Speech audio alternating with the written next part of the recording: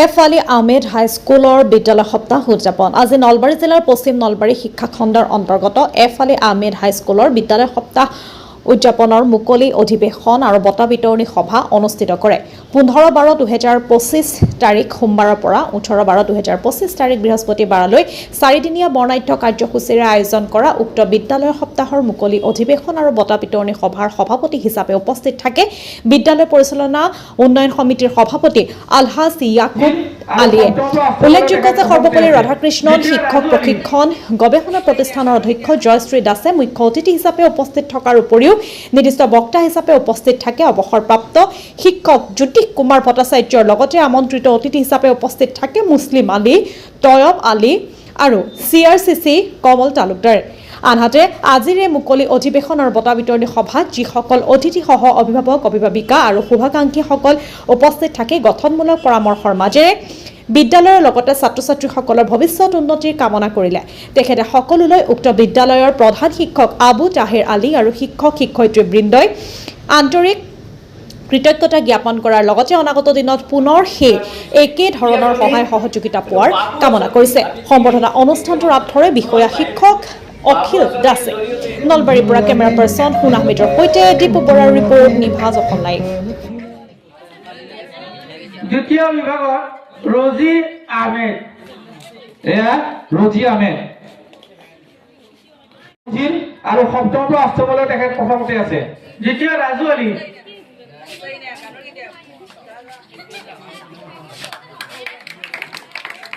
তৃতীয় সানি আহমেদ,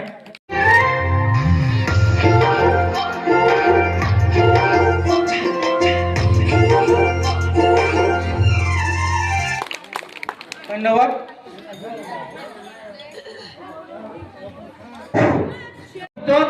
তেওঁৰ সৰ্বোচ্চ পাৰ্চেন্টেজ আছে, শতকৰা নম্বৰ সৰ্বোচ্চ আছে।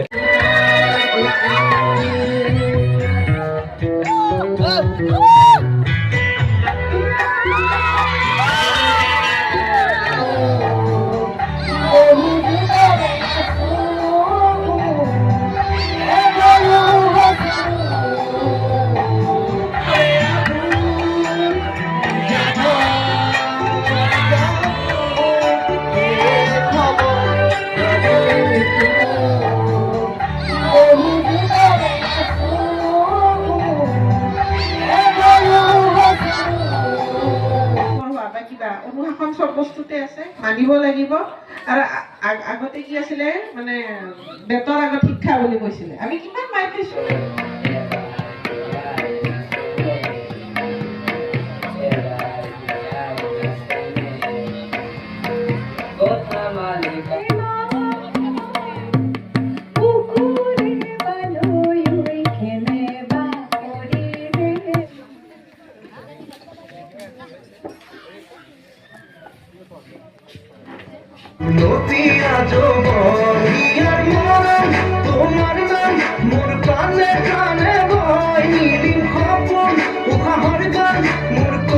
প্ৰবন্ধটি আগতে লিখিছিলো আৰু এখন আলোচনী প্ৰকাশ পাইছিল।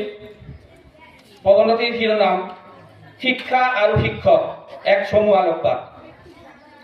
অখিল কুমাৰ দাস, সহ বিজ্ঞান শিক্ষক, এফ আলী আহমেদ হাইস্কুল চামতা। শিক্ষিত সমাজ ব্যৱস্থা তথা ছাত্ৰ ছাত্ৰী জাতিৰ সম্পদ, দেশৰ গৌৰৱ আৰু সামগ্ৰিক উন্নয়নৰ শক্তিস্বৰূপ শিক্ষা। স্কুল অথবা শিক্ষানুষ্ঠান হৈছে এখন বিশেষ সমাজ, যাক সমাজৰ লোকেই প্ৰতিনিধিত্ব কৰে। শিক্ষক হৈছে ইয়াৰ দায়িত্বশীল ব্যক্তি। দাৰ্শনিক ফ্ৰৱেলে শিক্ষকক ফুলৰ বাগানৰ যতনকাৰী এজন মালী স্বৰূপে বৰ্ণনা কৰিছে। তেওঁৰ দায়িত্ব হৈছে বিকাশৰ সকলো সম্ভাৱনীয়তাৰে প্ৰস্ফুটিত হ'বলৈ ধৰা শিশুৰ ব্যক্তিত্ব বিকশাই তোলা।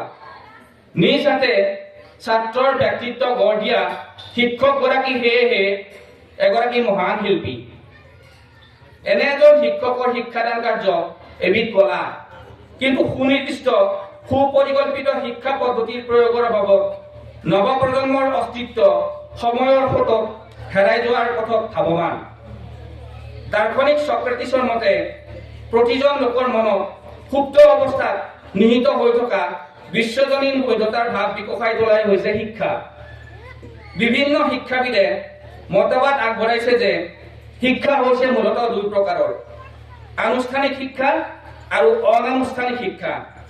কিন্তু ব্যৱহাৰিকভাৱে দেখা যায় যে শিক্ষাৰ বিশেষ আলোকপাত কৰিলে বৰ্তমান আনুষ্ঠানিক শিক্ষাৰ বিষয়ে বুজা যায়।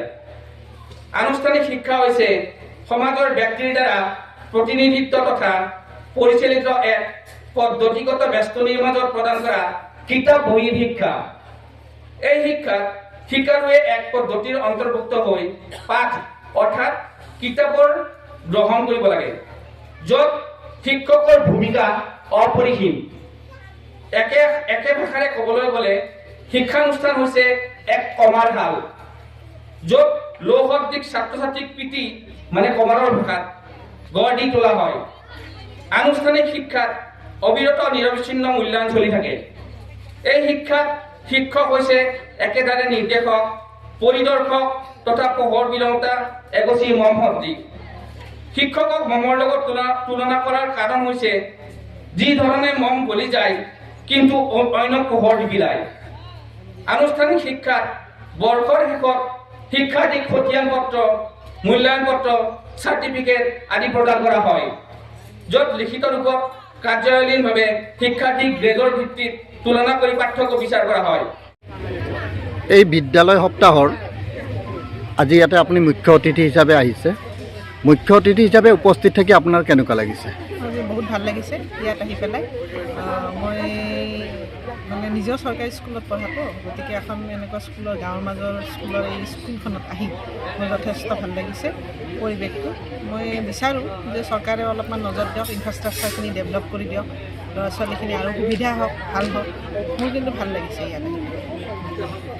এইখিনিতে আপুনি জনাব নেকি, মানে বৰ্তমানৰ যি ছাত্ৰ ছাত্ৰী আছে, এই ছাত্ৰ ছাত্ৰী অসমৰ এই ছাত্ৰ ছাত্ৰীলৈ আপুনি নিয়মীয়াভাৱে কিবা বাৰ্তা প্ৰেৰণ কৰিব নেকি? মই এটাই কথা ক'ব খুজিছোঁ যে ইয়াত আগৰ দিনত কি আছিলে, চৰকাৰী স্কুলেই মেইন আছিলে। যেতিয়া প্ৰাইভেটাইজেশ্যন হৈ গ'ল, তেতিয়া কি হ'ল, ব্যক্তিগত শিক্ষানুষ্ঠানবিলাকৰ যিটো বিলাসিতাপূৰ্ণ যিটো ব্যৱস্থা, সেইটো চাই পেলাই ল'ৰা ছোৱালীয়ে তাৰ ফালে ঢাল খায়। যদিও ফিজ বেছি দিব লাগে, আমাৰ ইয়াততো সকলো ফ্ৰী হোৱা স্বত্তেও ল'ৰা ছোৱালীয়ে ইয়াৰ ফালে নাহে, কিন্তু ৰিজাল্টটো ভাল হয়। যিয়ে নহওক, এতিয়া ৰুৰেল এৰিয়াত হ'লে তেতিয়াহ'লে আচলতে চৰকাৰী স্কুলবিলাকৰ প্ৰতি মানে ল'ৰা ছোৱালীখিনিৰ প্ৰতি মই এটাই কথা ক'ব বিচাৰোঁ, আৰু চৰকাৰী স্কুলখিনিক গুৰুত্ব দিব লাগে।